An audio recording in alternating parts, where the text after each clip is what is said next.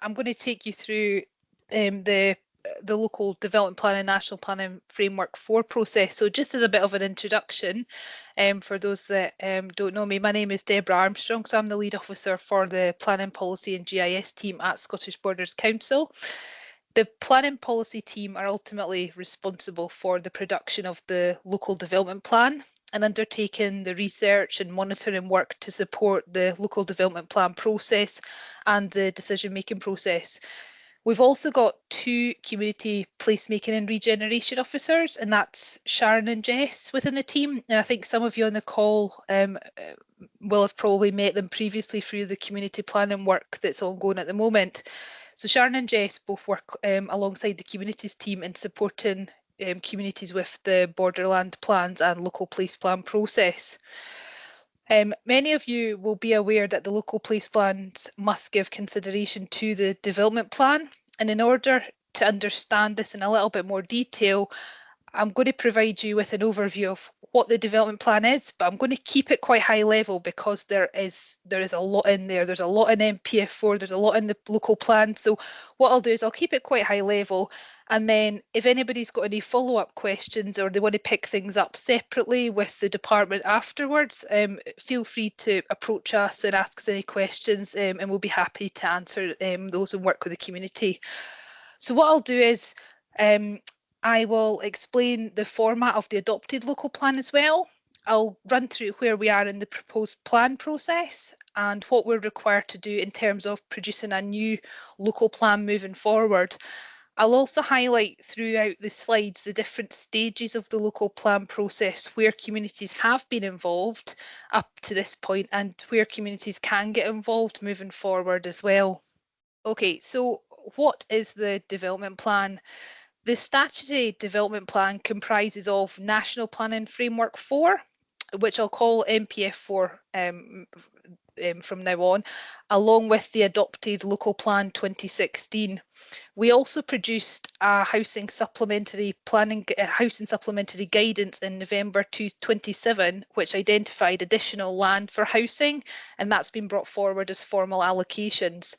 So we have a statutory duty to produce a local development plan every 5 years. So what I'm going to do is as I mentioned previously, NPF4 was produced by the Scottish Government and was also adopted in 2023. NPF4 sets out the longer term national spatial strategy for the whole of Scotland, and it replaces the former CESS plan strategic development plans and Scottish planning policy that some of you might be familiar with. NPF4 contains 6 spatial principles, and it should also be noted that the document is not site specific, so allocations for each settlement are actually done through the local plan process. Within NPF4, there are 33 national planning policies, and these policies cover 3 themes, and those are sustainable places, livable places, and productive places. There are 13 policies contained within the sustainable places section, and these cover things like climate change, forestry, the historic environment, brownfield development, energy and sustainable transport. There are 11 policies within the livable places section covering topics, for example, quality homes, infrastructure first, flooding, rural homes and development, rural homes and design quality and place. And there are 9 policies within productive places section covering community wealth building, business, retail, tourism and minerals. It should be noted that NPF4 should be read as a whole document, so it essentially represents a package of planning policies to guide us to the place that we want Scotland to be in 2045. And for the first time, NPF4 also sets out the minimum all tenure house and land requirement for each local authority at a national level. This was previously set out at a strategic level. Some of the key priorities throughout NPF4 focus on climate change, securing positive effects for biodiversity and the transition to net zero. So that's a very, very high level overview of what is in and contained within NPF4. What I'll do next is I'll run you through our adopted local plan. So the adopted local plan, the current plan was adopted in 2016. So what is included within our plan? The LDP essentially sets out detailed policies and proposals to guide development and land use to inform and help planning, to help inform and help in planning decisions. The LDP sits underneath NPF4 and it's split into 2 volumes. So I'll just take you through each of these volumes. Volume 1 of our local plan contains the policies. We have 55 policies within the local plan covering 5 themes. These 5 themes are placemaking and design, economic development, housing development, environmental promotion and protection, and infrastructure and standards. We then have Volume 2, which contains 90 settlement profiles, including settlement maps. So the settlement profiles essentially make reference to placemaking considerations, possible areas for future growth within towns, key infrastructure considerations, and any changing contexts for the development of that settlement. And for each allocation within a settlement, there's a list of site requirements, and those requirements identify the matters that need to then be addressed through the planning application process. I thought it would be useful just to show you an extract of a settlement map to show you the type of thing that's included in the local plan if you're not familiar with it. So this slide contains an extract of the Kelso settlement map, and the maps generally include a development boundary. I'm just going to get my laser point on just so that I can show you. Hopefully this works. So here you'll see the development boundary in black. So that's the outline of the Kelso development boundary. And we identify a range of land use allocations and designations within the maps as well. So you'll see here we've got the legend here, and I'm just going to run you through some of these things that are shown on the map. So first thing we've got here is the town centre boundary. So you'll see here the black hashed line, and that just shows you the town centre boundary for Kelso. We've also got the conservation area in green, which is a green hashed line here. We've got key green spaces. So these are these hashed green areas here, these ones here. And we've got the brown housing allocations. These are the formal housing allocations within the development boundary. So you'll see here, here, here. Some of these are now built out because the plan was adopted in 2016. We've got longer term housing. Now these are out with the settlement boundary, and these are not formal allocations, but these are areas of potential future development, and these areas would be brought forward in future plans and be subject to consultation as part of any future plan. It's just given an indication of where potential future growth could be within those settlements. We've also got redevelopment areas in blue. So this is actually the former high school building, which is now being redeveloped for extra care housing. So it's been quite a successful redevelopment project. We've got the purple areas, which are business and industrial allocations. These are new allocations that were taken forward as part of the adopted plan in 2016. We've got the lighter purple areas, which are established industrial estates within the towns. We've got the school site, that's obviously now developed as the new Kelso High School. And we've got indicative structure planting, where usually around our housing allocation areas. We've also got a core activity area outlined in purple, this area here within the town centre, and that corresponds with the town centre policy within volume 1 of the local plan. So hopefully that lets you see what a settlement map looks like within the local plan and the types of allocations that the local plan includes. Now, having set out the context of the adopted plan that we've got from 2016, I just wanted to take you through the stages involved in the production of the proposed plan, and I'll highlight when we engaged with the public, including community councils. We began work on the proposed plan in 2017, so basically, as soon as the 2016 plan was adopted, we started work on the proposed plan. And I'm pleased to say that we are actually 1 week off adopting this plan. So it's been a huge 7-year task to get to this point. And we are intending to adopt the plan on Thursday, 22nd of August. So this time next week, we will have a newly adopted SPC plan. So hot off the press, we're on track for that. So yeah, it's all hands on deck this week. I've said that work began in 2017. The diagram highlights the different stages of the process. So we started with the monitoring and the evidence gathering stage. We then moved on to the main issues report. We had the proposed plan, we had the examination, and then we had adoption, and now the arrow is now at this point. Once the plan is adopted next week, it will replace the adopted plan from 2016. So it will then sit alongside NPF4. So together, NPF4 and this plan will form your development plan. And there have been a number of stages involved in the process to get to this point, and a number of the community councils will have been involved, and members of the public in various stages throughout the 7 years.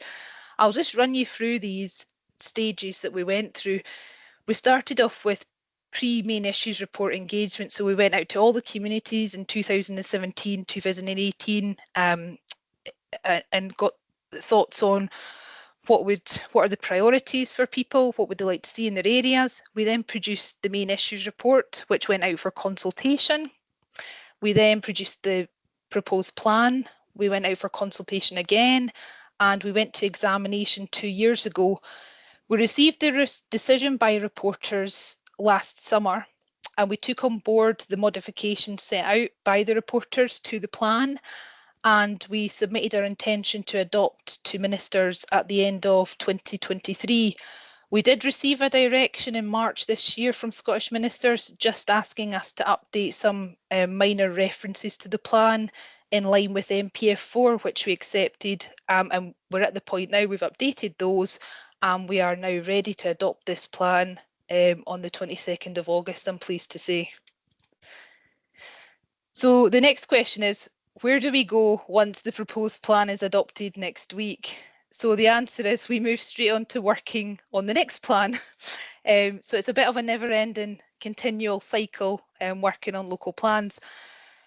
There is a difference this time that planning authorities previously produced a 5-year local plan, and the new style local plans will be a 10-year plan. So this one that we're going to start working on very shortly will be the first one, first 10-year plan, and it's a whole new planning process in terms of producing the plan.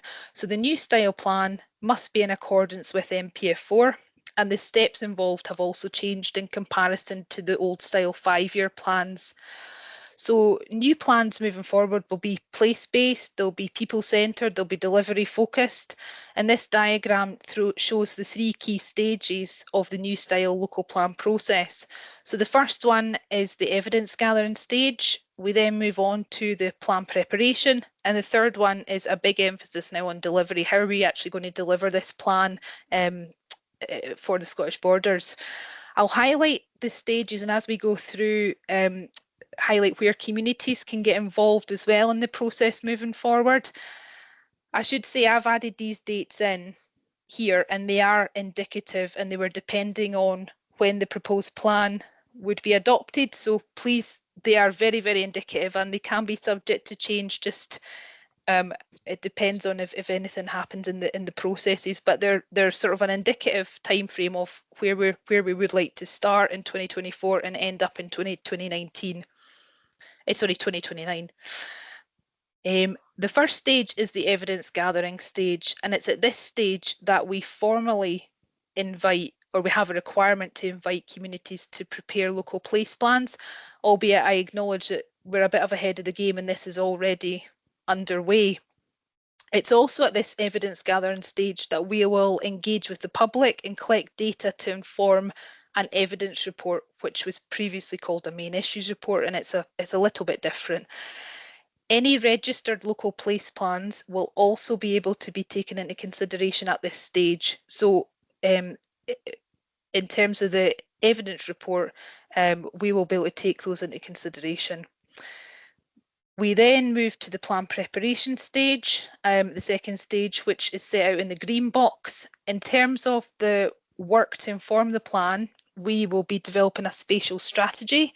We'll undertake a call for sites if required, and it's also at this stage here that there will be another opportunity for the public to get involved through engagement events, and the local authority will undertake, the planning authority will undertake site assessments for any sites that we're considering taking forward in our plan. Once the plan is finalised, it will be subject to public consultation, so there'll be another opportunity for the public to make representations to the proposed plan at this stage. And I should say, any registered local place plans, we will be able to take them into consideration at the plan preparation stage too. Further to the consultation, the plan will be submitted for examination. The final step is delivery, and we as a planning authority have to now produce what's called a delivery programme for every allocation in the plan, and we'll also have a monitoring and delivery stage moving forward. So once this plan is adopted, it'll be for 10 years, and we will then work on how we're going to monitor it and deliver that plan. This is a whole new planning system for Scotland, so every planning authority, this is the first time they're doing these plans, so it is a bit of a learning curve for everybody. So we're probably going to be one of the last local authorities just where we are in our local plan cycle, so it's quite a good opportunity to learn and reflect from the local authorities that are currently going through the initial stages of this process at the moment. This slide here, I thought it would be useful to set out some of the other surveys and reports that we also undertake within the planning team, as well as producing the local plan. I thought it might be useful to highlight some of the information we monitor, and I was just going to run through some of these audits and surveys because I think it might help communities with the local place plan process, and you might be able to use some of this information as well. Ultimately, we prepare these to assist with the decision-making process as part of the planning applications, and also to provide evidence for the production of future local plans and the policies. The first one that we monitor is the employment land audit. So we undertake an employment land audit annually, and we monitor the supply, take-up and status of business and industrial land within the borders. We have the annual house and land audit, and we monitor the house and land supply and the completions for the whole of the borders, and that's split up into house and market areas as well. We've got a retail survey that we undertake twice a year in both summer and winter, and we currently survey 18 settlements at ground floor level. We monitor a range of use classes and vacancy rates, and that really helps us inform policy and for specific towns as well within the borders moving forward. We've got a vacant and derelict land survey. We undertake this annually, and the methodology set out by the Scottish Government at a national level. We survey the vacant and derelict land, and this helps us to identify potential redevelopment opportunities to be taken forward within future local plans as well. And lastly, we've got town centre footfall surveys. This is undertaken every September, October time for 9 towns, so our largest 9 towns. And again, this helps us provide a sort of the evidence base for our town centre and retail policy and the decisions for planning applications. All of these surveys and reports are available on our website along with any map outputs. So what I've done here on the last slide is I've just provided some useful links for everybody to all the hopefully a lot of the documents that I've referred to, including NPF4, our adopted plan, proposed plan, also the local place plans pages. I've got the research pages here, which takes you to all of the surveys I've mentioned, so you'll be able to pull out the information, LDP guidance, and also our map advanced. But I would say I just wanted to keep this quite high level because I appreciate there is just so much information in NPF4, the local plans, and all the other work that we do. But as a wider department, we would certainly be happy to answer any questions, or if you wanted to approach us separately, drop us an email or pick any of this up, we would be certainly happy to help.